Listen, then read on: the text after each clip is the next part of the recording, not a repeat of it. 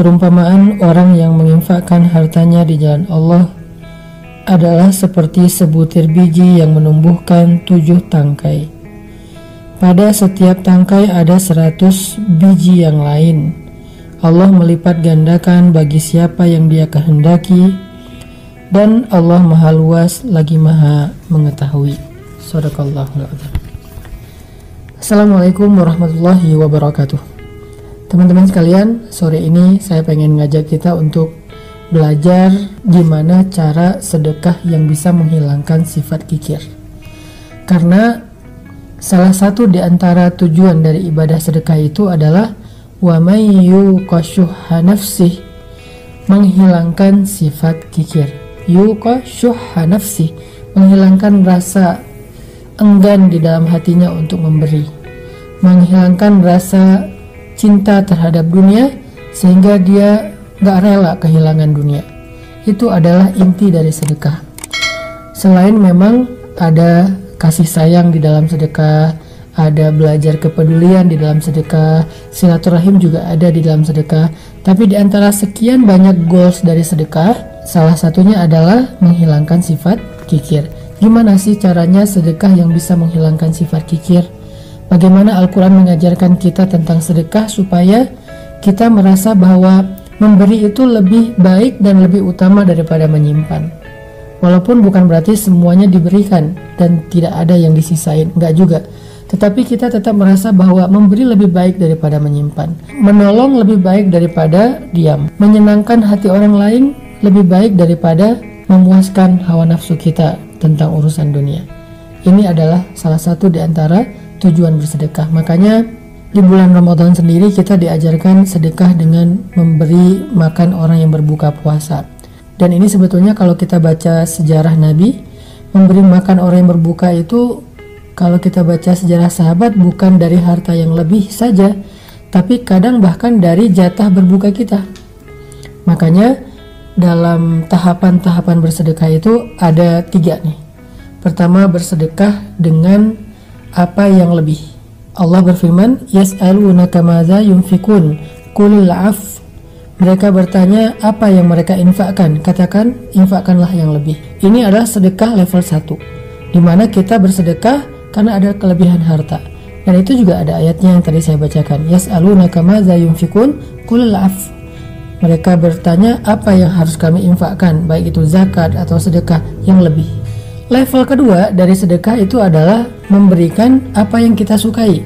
Allah berfirman di dalam surat Ali Imran, "Lan tanalul birra hatta tunfiqu mimma tuhibbun." Tidak sempurna kebaikan kalian atau sedekah kalian sampai kalian menginfakkan, memberikan apa yang kalian cintai. Dan level yang paling tinggi adalah memberikan apa yang kita sangat butuhkan. Allah berfirman juga tentang kaum Ansar, wa yu'thiruna ala anfusihim walau kana bihim khasasah. Mereka mendahulukan orang muhajirin daripada diri mereka sendiri walaupun mereka juga butuh. Mari kita dengarkan kisah-kisah dari 3 contoh sedekah ini. Pertama, sedekah dari harta yang lebih.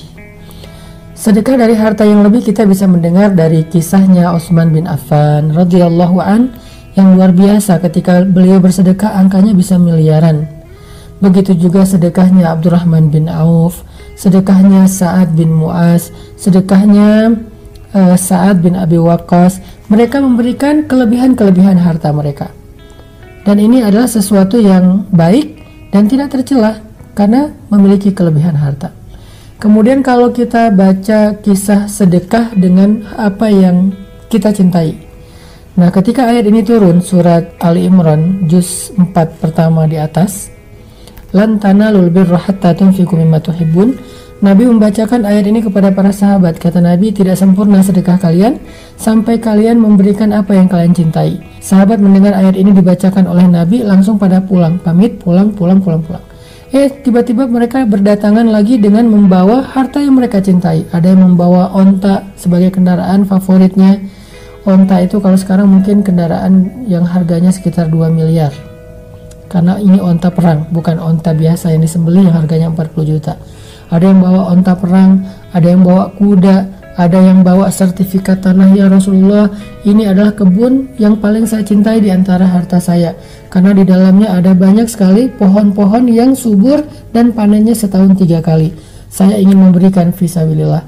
Ya Rasulullah, ini saya punya aset rumah. Ya Rasulullah, saya punya pasar. Sampai yang paling kecil mereka memberikan apapun yang mereka miliki, termasuk pakaian. Ya Rasulullah, ini baju kesukaan saya, belinya di Damaskus, belinya di Suriah, dan sekarang saya infakkan fisabilillah. Ini kisah para sahabat berinfak, bersedekah dengan apa yang mereka cintai. Kalau yang ketiga, ini yang paling menarik, adalah bersedekah dengan apa yang mereka butuhkan. Salah satu contohnya adalah kisah seorang sahabat Ansor yang suatu malam dia sedang duduk bersama dengan Nabi. Tiba-tiba datang seorang laki-laki muhajirin mengatakan, "Ya Rasulullah, saya baru datang berhijrah, saya belum makan, saya nggak tahu tinggal di mana." Kemudian tiba-tiba Nabi berdiri, "Adakah di antara kalian yang mau menjamu saudara kalian di rumahnya malam ini?" Tiba-tiba seorang laki-laki Ansor berdiri mengatakan, "Ana ya Rasulullah, saya ya Rasulullah yang akan menjamu saudara saya itu." Nabi mempersaudarakan mereka, lalu dia pulang ke rumah saudara Ansornya. Laki-laki muhajirin kembali ke rumah saudara Ansornya. Sampai di rumah saudara Ansornya, laki-laki Ansor ini masuk ke rumahnya dulu. Dia bilang ke istrinya, "Wahai istriku, apakah ada makanan di rumah?" Istrinya mengatakan, "Ada, tetapi ini jatah makan anak-anak dari tadi siang. Mereka belum makan menunggu ayahnya pulang." Kata laki-laki Ansor, "Wahai istriku, bagaimana menurutmu jika makanan ini kita berikan kepada saudara kita muhajirin yang dia baru datang berhijrah perjalanan jauh dan dia kasihan kelaparan. Sedangkan anak-anak kamu ajak mereka tidur sampai mereka tertidur." Istrinya adalah perempuan yang solehah, sehingga dia mengatakan, "Kalau begitu baik, kita dahulukan saudara muhajirin kita dan aku akan ajak anak-anak tidur." Diajak anak-anaknya tidur, laki-laki Ansor nemenin laki-laki muhajirin untuk berbicara. Ketika anak-anaknya udah pada tidur, perempuan ini keluar dari kamarnya, kemudian menyiapkan makanan jatah makan mereka yang dari tadi siang ditunggu belum dimakan. Lalu dipersilahkan laki-laki muhajirin untuk masuk ke dalam rumah. Setelah masuk ke dalam rumah, laki-laki Ansor ini mematikan lampu rumahnya yang terbuat dari lampu minyak itu, dimatikan. Lalu mereka makan bersama-sama. Laki-laki Ansor dan istrinya kecap-kecap, sebetulnya dia tidak makan. Sedangkan laki-laki muhajirin berpikir mereka ikut makan bersama dengan dia. Sehingga selesai makan, laki-laki muhajirin ini dipersilahkan untuk istirahat dan tidur di rumah mereka. Sampai pagi mereka tidur dalam keadaan tidak nyenyak karena lapar. Ini kondisi keluarga Ansor. Wa yu'siruna ala anfusihim walau kana bihim khasasah wa man yuqa syuhha nafsihi faulaika humul muflihun. Orang Ansor mendahulukan orang muhajirin daripada dirinya, walaupun dia sendiri sebetulnya sangat membutuhkan hal itu. Barang siapa yang dibebaskan dari sifat kikir, maka mereka itulah orang-orang yang beruntung atau ahli surga. Ini contoh orang yang berinfak dengan apa yang dia butuhkan. Ini juga kita baca dalam kisahnya Sayyidah Aisyah. Karena Aisyah ini salah satu keistimewaan beliau adalah sangat dermawan. Ibunda Aisyah ini sangat dermawan. Satu hari Ibunda Aisyah sedang berpuasa di rumahnya, nggak tahu ini puasa sunnah atau Ramadan, dan di rumahnya beliau hanya memiliki sepotong roti kecil yang keras. Bahasa Arabnya kalau nggak salah qadid, artinya roti keras yang kalau dimakan harus direndam dulu di dalam air. Tiba-tiba ketika siang hari Aisyah sedang berpuasa dan nanti pas berbuka dia udah menyiapkan sepotong roti dengan pembantunya berdua, satu potong roti bagi dua. Datanglah seorang perempuan dengan anak-anaknya ke rumah Sayyidah Aisyah mengadukan perihal mereka kalau mereka lapar. Mereka bilang, "Ya Aisyah, kami lapar, kami nggak tahu makan apa, segala macam." Akhirnya Aisyah bilang ke pembantunya, "Berikan roti yang milik kita itu." Kata pembantunya, "Ini jatah makan berbuka puasa kita."